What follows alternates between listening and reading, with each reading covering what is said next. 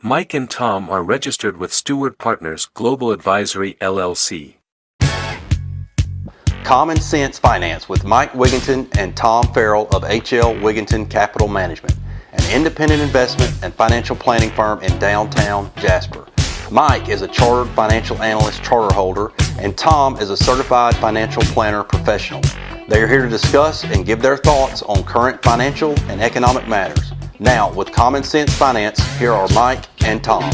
All right, welcome back to another edition of Common Sense Finance. I'm Tom Farrell. This is Mike Wiginton. You know, we've been talking about this more. You've been talking about this, and I've been listening, but I've been talking about it some too. I hope you've been listening. You I should have. been. This new craze, mania, whatever you want to call it, over the last 5, 10, it's probably started before that, but this ESG movement, and we've done a couple of podcasts touching on it, talking about some of the fallacies of it, but, you know, reading a most recent Wall Street Journal article that we came across actually just a few days ago, talking about a lot of these companies that are listing their investments, their mutual funds, exchange traded funds, whatever, as ESG friendly with a good ESG score, whatever that means.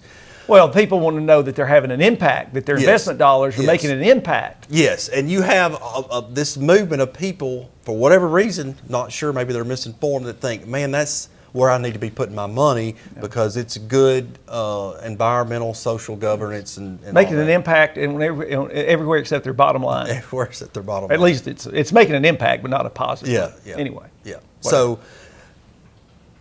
I was going to let Mike do a quick rant on this article. This is your idea. I agree with it totally. You know, I'm just a little jaded with the whole thing because, you know, 3 years ago they were saying, "What are you talking about? We don't know what you're talking about with this whole ESG thing."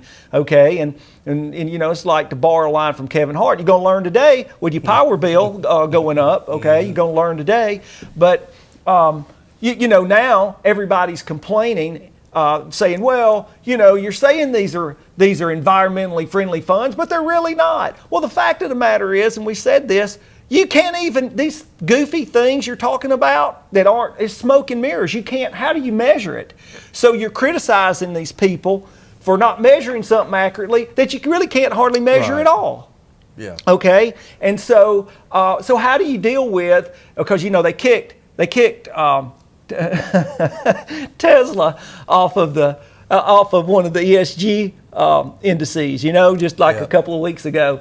All right. And so the thing is, okay, because it's electric vehicles, you know, electric vehicles. Well, does anybody say anything about the mining that goes on, all the nickel and lithium to make one battery, and one battery on those things weighs 1,000 pounds in the mining, and what do you do with that, all that toxic waste that comes out of a battery? And so, I mean, is it really, and then there's no set criteria, because you can't have any set criteria, any objective criteria for how you measure this ESG. And now the regulators have rated, was it the offices of Credit Suisse or Deutsche Bank? Deutsche Bank, I believe. Okay, yeah. They've rated their office. What a joke! Yeah. They've rated their offices like there were a bunch of, and you know, this is another. And by the way, this is another. You may not know this, America, but this is another in a series of the podcast that I entitled the Tom Farrell Interviews, right? There's all this stuff going on behind the scenes. Tom's generating all this, and I'm totally fine with it, don't get me wrong. And we said, well, this is, your interviews, this we could be talking to serial killers here. You know, we made mention of that in another podcast. But it's a joke, like they're going to find serial killers. We've rated their offices. For what? For what? And how are you going to measure that? Well, they said they were environmentally friendly funds, and they're not. Okay.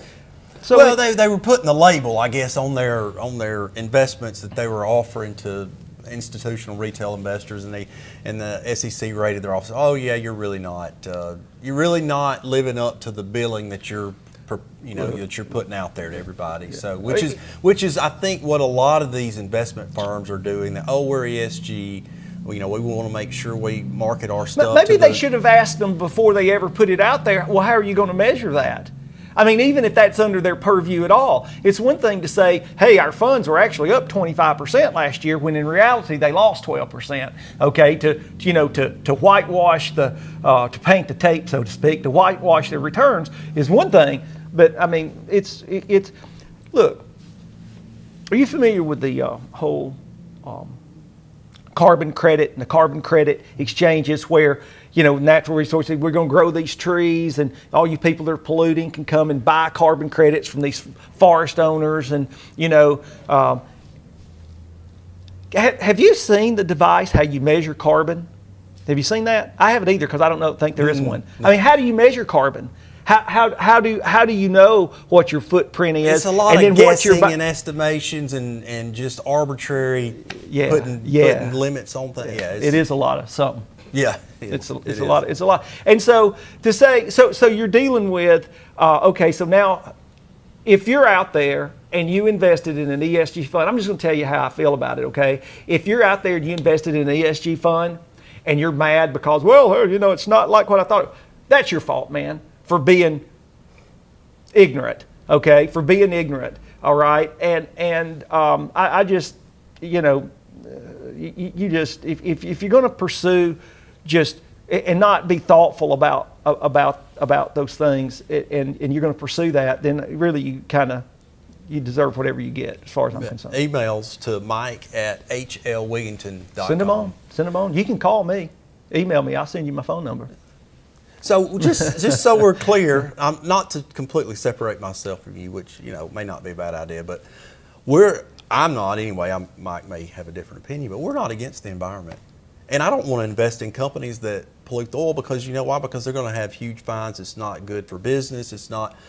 But I think that's a very good point. I've never met anybody that wanted to drink toxic water or breathe polluted air. I've never met that person. No. And I wouldn't want to invest in companies that had huge problems that continuously did things like that. I'm working out to stay in tip-top shape. I'm very concerned about my health, as you know. Yeah. Yeah.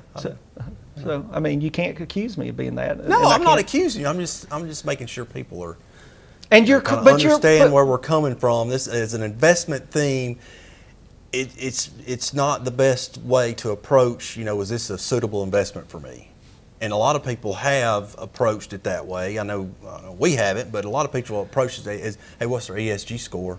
That's one of the main criteria I'm looking for. Well, that's not something good to be looking at. So in that very article. This article? No, it's related to that one. It was on Bloomberg this morning, and Larry Fink, now the head of BlackRock, I don't like him either, says, I mean, it's ridiculous what he's saying. We pursued this many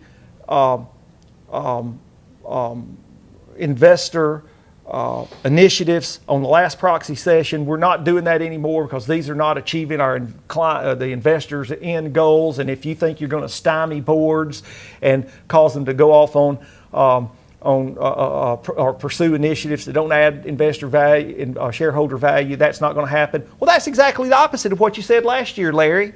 Yep. I mean, if I were a shareholder in BlackRock, I think I'd be trying to find a new CEO. All right. I mean, it's just an absolute, and he says that as though he has no recollection of what he just said a few months ago. Yeah. All right. And so, and we were claiming and ranting about this, that this is going to leak. Remember when we got, I kind of got shut down from compliance. Well, I don't know if it obviously didn't shut us down. But, we got a lot of pushback about, well, how can you say that these initiatives are going to result in reduced profitability? I said it's an accounting fact. Unless you can show up with increased margins if you go kill people, okay, because you are producing a faulty product, and especially if you knew about it, your share price is going to go down. Yep. I mean, do we need to do a lot of background work on that to make that bold prediction? So, like you said, we're absolutely for the environment and being good stewards, okay? But this doesn't do, as best as I can see, all right, in my opinion, in a long history of studying such things, all right, I don't see how any of this achieves that. And I think these results and this backlash is just absolute proof of that. Yeah. That's what we've been saying for 3 years. Last word? I've got some more words. That's good. That's enough. We'll see you next time. Just can't believe all the things people say. Controversy. Am I black or white? Am I straight or gay? Controversy. Do I believe in God? Do I believe in me? Controversy.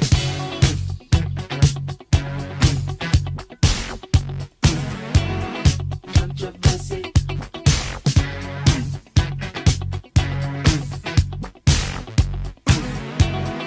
Controversy.